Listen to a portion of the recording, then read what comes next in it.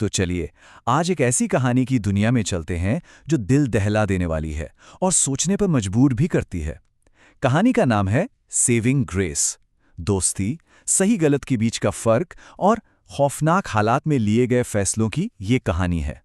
तो फिर शुरू किया जाए। कहानी शुरू होती है एक बिल्कुल आम सी गर्मी के दोपहर से। दो दोस्त हैं, माइक और जिम। अपनी साइकिल उठाते हैं और एक छोटे मोटे एडवेंचर पर निकल पड़ते हैं। उनका प्लान, बस झील तक जाना है, थोड़ी मौज मस्ती करनी है, जैसा कोई भी टीनेजर सोचता है। सिंपल।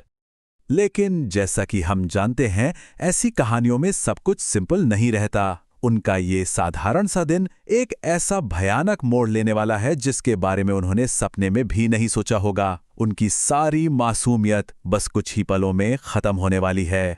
तो आइए कहानी के पहले हिस्से में चलते हैं। यहाँ हम मिलते हैं अपने मेन कैरेक्टर्स से और जानते हैं कि आखिर वो निकले किस लिए थे। तो ये हैं हमारे दो लड़के। एक है माइक, जो थोड़ा दिलेर किस्म का है, हमेशा कुछ तूफानी करने के मूड में। और दूसरा है उसका पक्का दोस्त जिम। माइक का प्लान है इंडियन लेक जाने का, शायद बिकनी में लड़कियों को देखने का। और जिम तो हमेशा की तरह उसके साथ है। बिल्कुल मासूम इरादे हैं अपनी उम्र के हिसाब से। और तभी कहानी में पहला ट्विस्ट आता है। अचानक सड़क पर एक काली वैन अजीब तरह से खड़ी दिखती है। उससे बचने के चक्कर में जिम अपनी बाइक से गिर जाता है। अब ये कोई मामूली एक्सीडेंट नहीं है, नहीं, ये तो बस उस खौफनाक मंजर की शुरुआत है जो उनका इंतजार कर रहा था। और यहीं से कहानी का दूसरा हिस्सा शुरू होता है।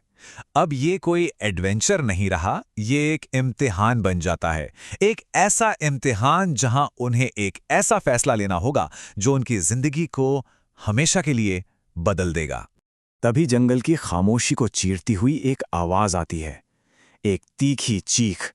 और ये कोई मजाक नहीं था, ये मदद के लिए एक दर्द भरी पुकार थी। उन्हें फौरन एहसास हो जाता है कि कोई बहुत बहुत बड़ी मुसीबत में है। जब वो उस आवाज के पीछे जाते हैं तो उनके सामने एक ऐसा नजारा आता है जो उनकी रूह कंपा देता है। एक जवान लड़की, मुश्किल से 18 साल की होगी, एक पेड़ से बंधी हुई है। उनकी मासूम दुनिया उसी पल हमेशा हमेशा के लिए बिखर जाती है। और इस सिचुएशन में जिम जो करता है वो देखने लायक है। वो एक पल भी नहीं सोचता, अपनी दूरबीन उठाता है और सीधा हमलावर के सर पर दे मारता है। बस एक ही वार में हमलावर बेहोश। अब वो सिर्फ तमाशा देखने वाले नहीं रहे, वो अब रेस्क्यूअर बन चुके हैं। हमलावर के बेहोश होते ही दोनों लड़के फौरन उस लड़की की मदद करते हैं। उसका नाम है ग्रेस। माइक जल्दी से उसे रस्सियों से खोलता है, उसे संभालने की कोशिश करते हैं। एक पल के लिए ऐसा लगता है जैसे चलो सब ठीक हो गया। लेकिन तभी उनकी नजर ग्रेस की पीठ पर पड़ती है और वहां एक खोपड़ी का भयानक निशान गुदा हुआ है। ये देखते ही माइक का सारा सदमा गुस्से में बदल जाता है। वो कहता है, हमें इस कमीने को मार देना चाहिए। और बस यहीं से कहानी का असली मॉरल कॉन्फ्लिक्ट शुरू होता है। तो अब कहानी एक ऐसे मोड़ पर आ जाती है जहां फिजिकल लड़ाई तो खत्म हो गई है, लेकिन अब शुरू होती है एक दिमागी और एक नैतिक लड़ाई जो शायद पहले वाली से भी ज्यादा मुश्किल है। हमलावर तो अब काबू में है, बंधा पड़ा है। लेकिन अब सवाल ये नहीं है कि इससे कैसे बचें, सवाल ये है कि अब इसका क्या करें। और यहीं कहानी का सबसे बड़ा सवाल खड़ा होता है। एक तरफ है कानून का रास्ता जो जिम अपनाना चाहता है कि इसे पुलिस के हवाले कर दो। दूसरी तरफ है माइक और ग्रेस का डर कि अगर ये 5-10 साल में छूट गया तो, अगर कानून इसे सजा ना दे पाया तो क्या इसे पुलिस को सौंपना सही है या फिर इसे यहीं खत्म कर देना ही अकेला रास्ता है। जिम यहां बिल्कुल साफ है। वो कहता है, हम उसे ठंडे दिमाग से नहीं मार सकते। उसका मानना है कि हम कानून को अपने हाथ में नहीं ले सकते।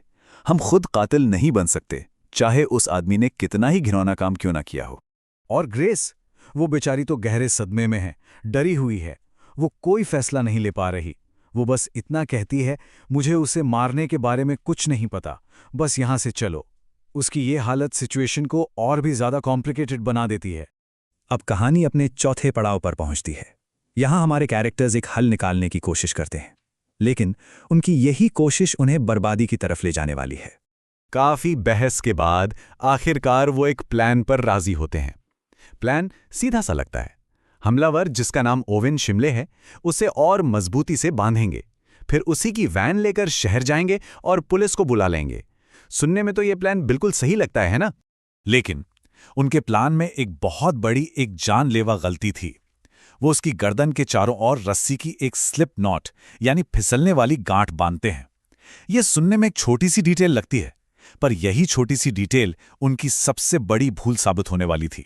और अब हम पहुंचते हैं कहानी के आखिरी और सबसे चौंकाने वाले हिस्से में, जहां सब कुछ बिखर जाता है। उनका प्लान एक झटके में खत्म हो जाता है। उन्होंने अपने दुश्मन को बहुत कम आंका था। वो ये भूल गए थे कि वो किसी मामूली अपराधी से नहीं, बल्कि एक असली शैतान से निपट रहे हैं। शिमले, जिसे उन्होंने कमजोर और बंधा हुआ समझ लिया था, अचानक एक दहाड़ के साथ उन पर टूट पड़ता है। वो अपनी गर्दन को रस्सी से खींचता है, गांठ ढीली पड़ जाती है और पूरा खेल पलट जाता है। जब जिम को होश आता है तो वो एक जीते जागते नर्क में होता है। उसका सबसे अच्छा दोस्त माइक मर चुका है और ग्रेस, जिसे बचाने के लिए उन्होंने ये सब किया था, वो उसी पेड़ से लटकी हुई है। शिमले ने ना सिर्फ खुद को आज़ाद कर लिया था, बल्कि अपना बदला भी पूरा कर लिया था। तो कहानी का नाम है सेविंग ग्रेस। पर आखिर में सवाल यही है कि क्या कोई बच पाया? क्या ग्रेस को बचाया जा सका? या फिर ये कहानी इस बारे में है कि जब आप असली बुराई से टकराते हैं तो कृपा या ग्रेस की कीमत क्या होती है? ये एक ऐसा सवाल है जो कहानी खत्म होने के बाद भी शायद दिमाग में घूमता रहेगा।